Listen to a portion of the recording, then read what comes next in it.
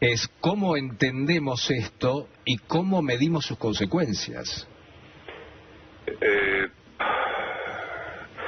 Es un fenómeno mayor, es una calamidad, por lo pronto para el Reino Unido mismo.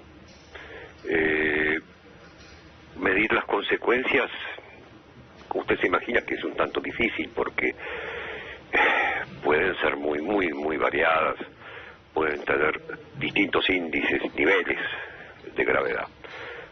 Lo menos grave, pero grave, es que se produzca un impacto básicamente concentrado en Gran Bretaña. Ese impacto puede traducirse en una tendencia centrífuga de las naciones que forman la Gran Bretaña. Todos sabemos, está formada por Inglaterra, por supuesto, por Escocia, por Irlanda del Norte y por Gales. Es como su nombre lo indica, un Reino Unido, pero ahora va a tener motivos de desunión. El primer efecto que no tardó en expresarse fue la posición escocesa que nación, que votó mayoritariamente por la permanencia dentro de la Unión Europea y que con mucha rapidez su primera ministro pidió un nuevo referéndum sobre la independencia de Escocia. Claro. El último pasó ajustadamente y Escocia permaneció dentro del Reino Unido.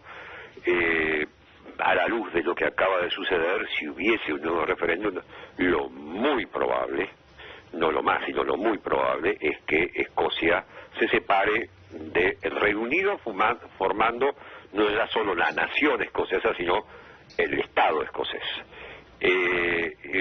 ¿Puede seguir Irlanda el mismo camino? Una Irlanda que ha cambiado tanto de aquellos años duros y violentos. ¿Puede reencontrar en la República de Irlanda del Norte, un socio que le dé más expectativas en la unidad de la isla, en la unidad frente a Europa, en el mantenimiento? Y no es improbable.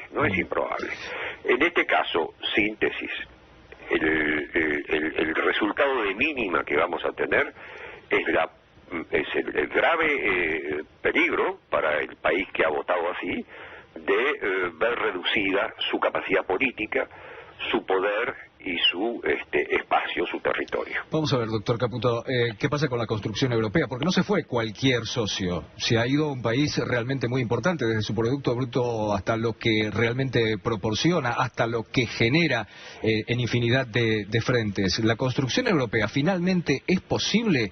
¿Qué es lo que está fallando? O en todo caso, ¿esto sucede porque se pretende mucha Europa o porque falta mucha Europa? Mire, la construcción europea fue posible. En primer lugar, creo que más que pensar en Europa en términos de futuro, de posible, hay que pensar en términos de realidad y de lo que ha significado hasta hoy. Este periodo de que se inició la construcción europea, en el 51, es el periodo más prolongado de paz en Europa en los últimos 500 años. Estoy hablando de paz en los últimos 5 siglos. Claro. Por lo tanto, Europa no es un sueño, Europa es una realidad construida sobre los dramas, y el más reciente, la guerra del 39, 45, cuyo objetivo, a pesar de que los nombres que fue adoptando la integración fueron nombres que sugerían que la cuestión económica prevalecía, su objetivo era fundamentalmente político. Y la Unión Europea fue lo que es hasta ahora cuando decidió dar el gran paso político de la integración política. Digo esto porque usted verá seguramente que hay mucha, y es natural, siempre pasa igual, reflexión acerca de las consecuencias en el mercado, sí, la subida, la baja de la libra, del dólar, de esto, de lo más allá. No, este es un problema político, y el problema político va a tener un gran impacto sobre la cuestión económica. No es que la cuestión económica va a determinar el destino político de Europa. Es a la inversa. Es estrictamente a la inversa. Lo que pasa es que, en fin, esta es una historia muy larga en la que mejor no nos metamos ahora, pero Mire, la de mínima es la que le conté antes. Un proceso de fraccionamiento británico. La peor, o el lado más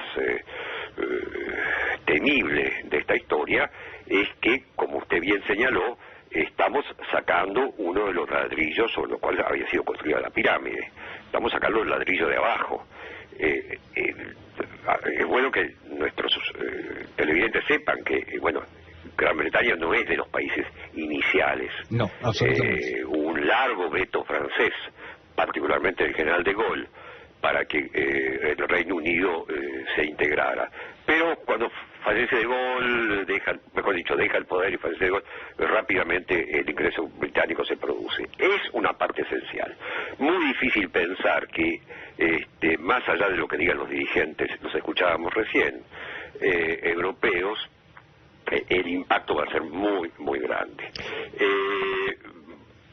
¿Este impacto es antojadizo? No, es peligroso, pero tiene sus razones. Usted me preguntaba por qué. Y porque se fue produciendo en estos años de gran éxito de la integración grandes temores sobre la naturaleza, la manera en que era conducida la integración. ¿A qué me refiero? Muy sencillo. Primero, una expansión, a mi juicio, peligrosísima del número de miembros de la Unión. Hoy son 28, vuelven a ser 27 con la salida británica, pero controlar un sistema que se basa en el acuerdo de 27 vuelve tremendamente pesado todos los mecanismos. La diplomacia multilateral es importante, pero es lentísima y siempre son los mínimos comunes denominadores los que se adoptan. Por la naturaleza que hay que poner a muchos de acuerdo, y es lo mínimo lo que lo pone de acuerdo. Segundo, la creación de una casta burocrática, técnico-burocrática en Bruselas, que amparada en sueldos obscenos, porque realmente son obscenos, y bueno, toma las decisiones sin ningún control, sin haber sido electos por ningún europeo, decisiones que afectan la vida de los millones, de los cientos de millones de europeos. Agregue el Banco Central Europeo, que determina nada más y nada menos que el funcionamiento del euro, y que termina dictando cuáles son las políticas económicas de buena parte de los países de la región, también formado por funcionarios no electos, totalmente fuera de todo control público. Entonces esto ha generado en Europa, naturalmente, una reacción muy fuerte. Es como si usted mañana viera que el impuesto que tiene que pagar en Argentina o el tipo de norma que regula su vida la decide alguien en algún lugar que no es su país, que usted no eligió ni que usted controla.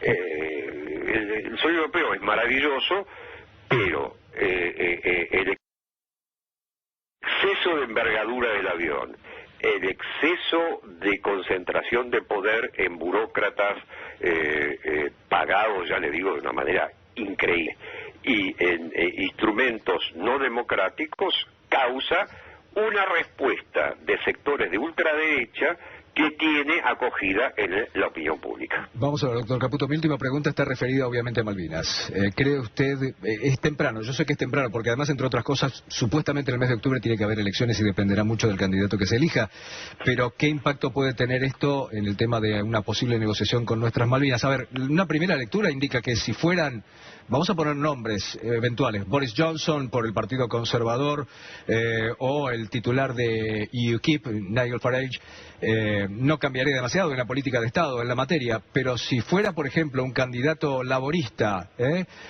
que, como ha dicho algunos meses atrás, señaló que ya es hora de abrir algún tipo de conversación con la Argentina, más los efectos económicos que podría tener sobre la dotación militar de Malvinas, evidentemente alguna novedad podría producirse. Y en todo caso, preguntarle también, doctor, si hay una construcción de Argentina, por ahora no observable. Doctor, gracias por su tiempo. Muy bien, que siga bien. Hasta luego. Hasta luego.